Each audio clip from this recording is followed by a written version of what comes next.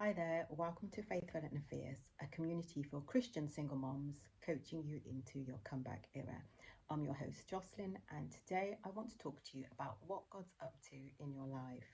Now, this is inspired by the story of Ruth. We're actually looking at Naomi in the story of Ruth, but it's found in Ruth, and it's at the very beginning of Ruth in chapter 1. Now, you've probably heard the phrase, when I'm down to nothing, God's up to something. And I just want to assure you, single mama, that God is most definitely up to something in your life. Now, I don't know if being a single mother is quite a fresh experience to you, or whether you've been a long-term single mother. But as I said, I just want you to know that God is up to great things in your life. You may be looking at the circumstances of your life and thinking, this isn't what I planned. God, what's going on here? You may have certain challenges going on in your life. And also, I just want to remind you that, motherhood is a challenge, whether you're married or whether you're single. So just to keep that perspective there. So as I said, you may be sitting there thinking, God, what are you up to? This wasn't my plan. What's going on? You may be struggling with something in particular, and you're thinking, God, what are you doing?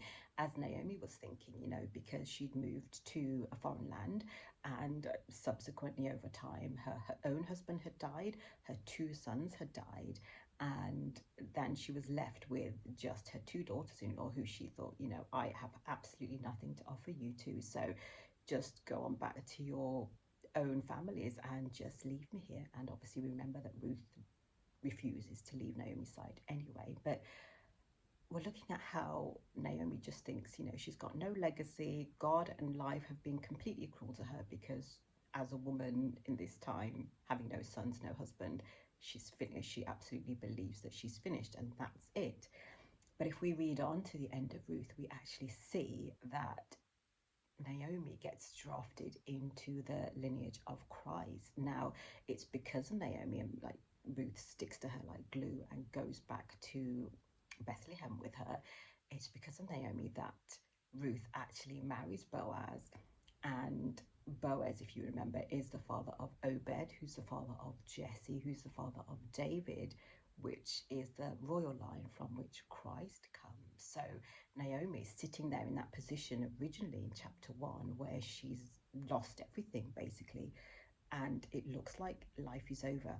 Cut to the end of chapter 4, and she's now been drafted into the line of Christ. So just remember, if you're feeling a little bit like Naomi, that you just don't know what God's up to, remember that it's a great God you serve. God has great plans for you, according to Jeremiah 29:11. He knows you. He ordained your life, and he knows everything about you. He's got great plans for you. He wills to bless you. He loves you with an everlasting love, you and your children. So just know, if you're feeling like you're down to nothing, God, oh, most definitely, he's up to something. So really be encouraged today.